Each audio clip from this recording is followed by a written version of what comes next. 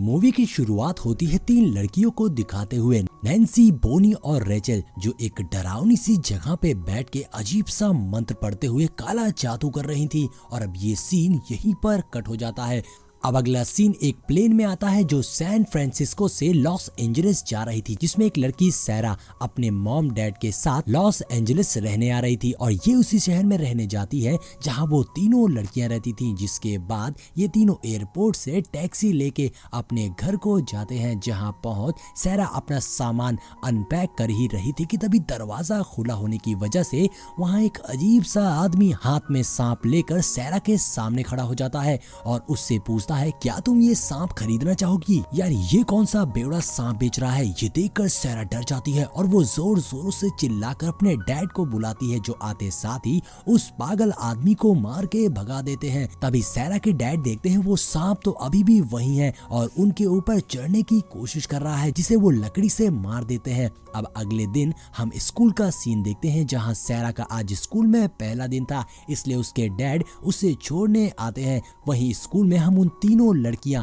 Nancy, बोनी और Rachel को देखते हैं, जो अकेले में खड़ी एक बुक पढ़ते हुए सोच रही थी उन्हें अपना काला जादू पूरा करने के लिए एक और लड़की की जरूरत होगी। और अब ये तीनों इसी खोज में थी। जिसके बाद जब क्लास चल रही थी तभी बोनी की नजर सैरा पे पड़ती है, जो अपनी आंखों से घूरते हुए पेंसिल को नोक पर खड़ी कर देती है, जिससे बोनी को समझ आ गया था कि यही उनके ग्रुप की चौथी लड़की हो सकती है। जिसके बाद इंटरवल में जब सैरा अकेले बैठी थी तभी उसके पास स्कूल का सबसे पॉपुलर लड़का, जो दिखने में तो नहीं लग रहा था मगर मूवी वालों ने बोला है तो मानना पड़ेगा कि वो हैंडसम है, क्रिस आता है, जो सैरा से बात करने की कोशिश करता है और साथ ही उसे उन तीनों लड़कियों से दूर रहने की चेतावनी भी देता है, क्योंकि ये तीनों स्कूल की सबसे बुरी लड़कियां हैं जिन्हें काला जादू आता है, इसलिए कोई भी इनसे स्कूल में बात नहीं करता। साथ ही क्रिस सैरा से ये भी बताता है कि आज उसका फुटबॉल मैच है, लेकिन सैरा बताती है उसे फुटबॉल में बिल्कुल भी इंटरेस्ट नहीं है। लेकिन वो कहते हैं ना, मोहब्बत इंसान को अंत तक ले जाती है, इसलिए सैरा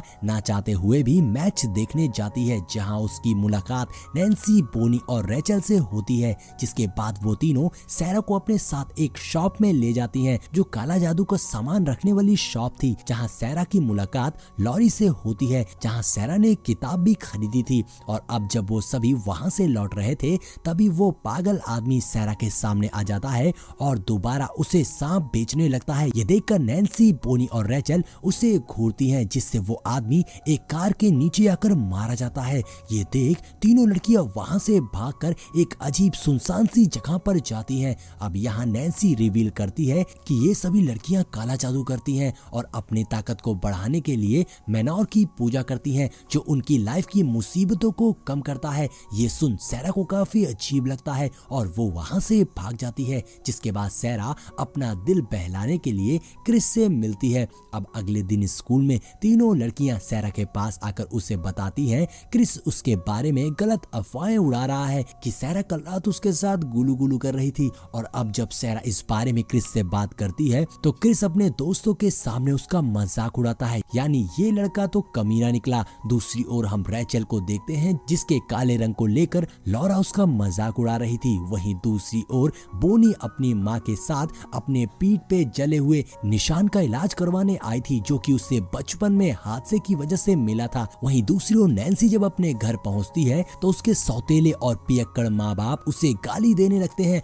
यानी कि देखा जाए तो ये सभी परेशान थी। इसलिए अगले दिन ये चारों लड़कियां मिलकर काला जादू करती हैं, जहां ये अपने हाथ पर कट लगाकर खून एक ग्लास में डालती हैं और मैनन को अपनी इच्छा पता और उस ग्लास में मौजूद मटेरियल को पीने जाती हैं। जहां सैरा क्रिस को अपने कब्जे में करने की इच्छा मांगती है तो रेचल लॉरा से बदला लेना चाहती थी। बोनी अपने पीठ के निशान को ठीक करना चाहती थी, लेकिन नैन्सी ने तो मैनन जैसी पावर्स ही मांग ली थी। और अगले दिन उस रिचुअल का असर शुरू हो जाता है, जहां क्रिस अब सैरा का गुलाम बन गया था। जिसके बाद ये सभी उसी रात रेचल के घर पे मिलती हैं, जहां ये सभी एक मंत्र का इस्तेमाल कर रेचल को हवा में उड़ा देती हैं। जिसके बाद अगले दिन स्कूल में लॉरा के सारे बाल झड़ जाते हैं, जो देखकर रेचल बहुत खुश होती है और साथ ही अब बोनी के पीठ के निशान भी बिल्कुल ठीक हो गए थे।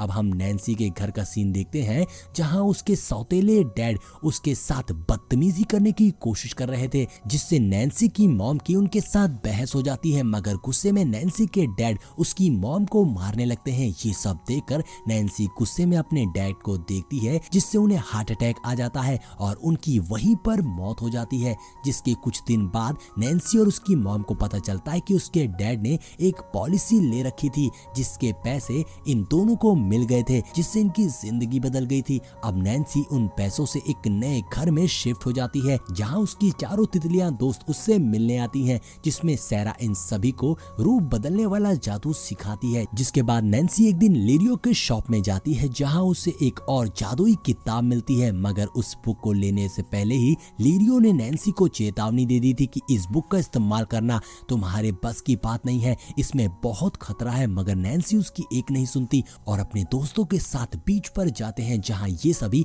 इसी रिचुअल को परफॉर्म कर रहे थे। जिससे अचानक ही नैन्सी के ऊपर एक बिजली गिर पड़ती है और अब देखते ही देखते सुबह हो गई थी।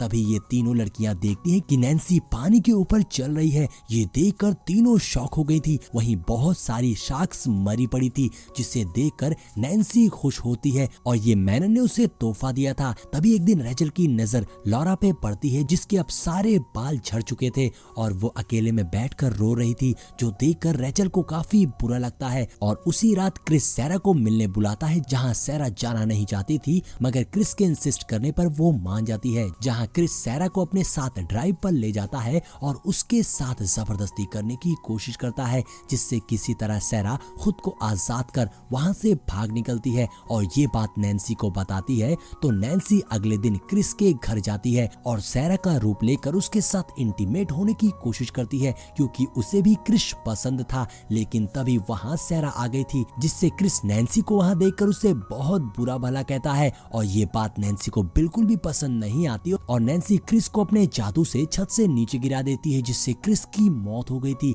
ये सब देखकर सैरा काफी डर गई थी और वो अपने काला जादू का इस्तेमाल कर नैन्सी को गलत काम करने से रोकने की कोशिश करती है। ये बात नैन्सी को पता चल गई थी, इसलिए नैन्सी सैरा को धमकी देती है, जहां इन तीनों लड़कियों ने सैरा को परेशान कर दिया था, जिसपे सैरा इस ग्रुप को छोड़ने का डिसाइड करती है। लेकिन ये बात उन तीनों को पसंद नहीं आती और वो तीनों अपनी जादुई शक्तियों से सैरा को परेशान करने लगती हैं। इसलिए सैरा मदद मांगने के लिए लिरियो के पास जाती है, जहां लिरियो उसकी मदद करते हुए उसे बताती है कि सैरा इन चारों में सबसे ज्यादा ताकतवर है, क्योंकि उसकी मॉम भी एक चुड़ैल थी। जिसके बाद लिरियो वहां अपने जादुई प्रोसेस को शुरू करती है, जिससे वहां धमाका होता है और उन काली शक्तियों को देखकर सैरा डर गई थी और वो भागकर अपने घर जाती है, जहां आके उसे पता चलता है कि उसके डैड की आज एक कार एक्सीडेंट में मौत हो गई है। और अब इस बात से सैरा बहुत दुखी होकर रोने लगती है। तभी वो अपने घर में देखती है कि हर जगह बहुत सारे सांप, बिच्छू और कीड़े दिखाई देते हैं, जो उसके घर में घुसे जा रहे थे।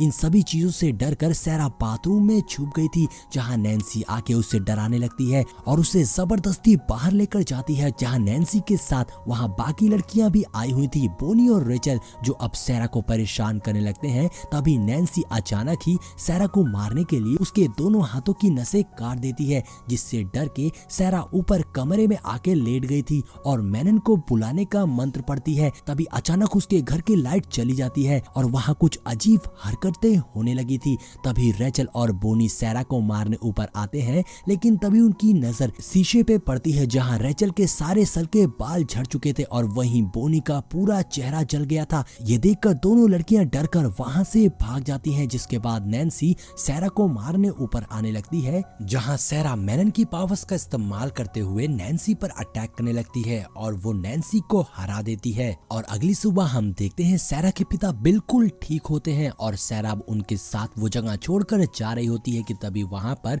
बोनी और रेचल भी आ जाते हैं, जो अब बिल्कुल ठीक हो गए थे, जो सैरा से माफी मांग रही थी और बताती हैं कि पावर्स का गलत इस्तेमाल करने की वजह से उनकी शक्तियां खत्म हो चुकी हैं। लेकिन जब वो सैरा की शक्तियों के बारे में पूछती है तो सैरा एक बिजली पेड़ पर गिराकर एक डाल को तोड़ देती है, जिससे वो दोनों समझ चुकी थी कि सैरा की पावर्स अभी भी उसके पास है। जिसके बाद वो सभी वहां से चली जाती हैं। अब वहीं दूसरी ओर हम नैन्सी को एक हॉस्पिटल में देखते हैं, जो अब पागल हो चुकी थी, लेकिन उसकी शक्तियां अभी भी उसके पास पास थी जिससे वो उड़ पा रही थी, लेकिन अब उसकी जिंदगी इसी तरह उस पागल खाने में कैद रहने वाली थी। और इसी के साथ हमारी ये फिल्म यहीं पर एंड हो जाती है।